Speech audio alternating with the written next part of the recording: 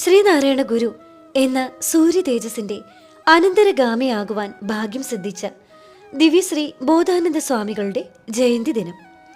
ബോധാനന്ദനോളം ത്യാഗം നമുക്കില്ലല്ലോ എന്ന ആ ഗുരുവാണികൾ മാത്രം മതിയാകും ദിവ്യശ്രീ ബോധാനന്ദ സ്വാമികൾ എന്ന ആ മഹാത്മാവിനെ നമുക്ക് മനസ്സിലാക്കുവാൻ.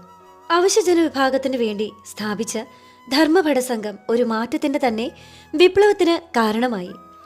ഒരു ദിവസം അർദ്ധരാത്രി സമയത്ത് 7 തിരിയിട്ട് കത്തിച്ചു വെച്ച നിലവിളക്കിന് മുന്നിൽ കുളിച്ച് തട്ടുടുത്ത് മിന്നിത്തിളങ്ങുന്ന കഠാര കൊണ്ട് തന്റെ കൈമുറിച്ച് ആ രക്തം തൊട്ട് സ്വാമികൾ പ്രതിജ്ഞ ചെയ്യുന്നു: എനിക്കു മീതെ ഒരു ജാതിയില്ല, എനിക്കു കീഴെ ഒരു ജാതിയില്ല. ജാതി ഇല്ലാതാകുവാൻ വേണ്ടി എൻ്റെ ജീവനെ ഞാൻ ബലിയർപ്പിക്കുന്നു. ഗുരുവിൻ്റെ ആശയങ്ങളെ ഇത്രയും കൃത്യതയോടെ പിന്തുടരുന്ന മറ്റൊരു ശിഷ്യൻ ഉണ്ടാകും. 1104 കന്നി8 ഒരു ഞായറാഴ്ച ദിവസം ആ മഹാസിദ്ധൻ അവിടെ കൂടി നിന്നവരോടായി പറഞ്ഞു: അങ്ങകലെ ചക്രവാള സീമയിൽ നിന്നും സ്വാമി തൃപാദങ്ങൾ എൻ്റെ അടുത്തേക്ക് ഇതാ മന്ദം മന്ദം ഇറങ്ങി വരുന്നു. എനിക്ക് പോകുവാൻ സമയമായിരിക്കുന്നു.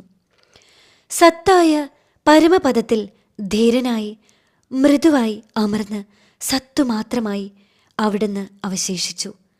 മഹാസമാധി കാര്യത്തിലും ശിഷ്യൻ ഗുരുപദത്തെ അന്യുദ്ധമാക്കി തീർത്തു. ദിവ്യശ്രീ ബോധാനന്ദ സ്വാമികൾ മഹാസമാധി പ്രാപിച്ചു.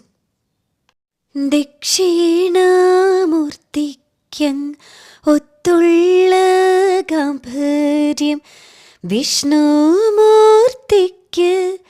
തുല്യം പ്രഭയും ബ്രഹ്മദേവൻ തൻ്റെ പൂർണ്ണവാത്സല്യവും ബ്രഹ്മം ബഹുവിധം കാണുന്ന പോൽ.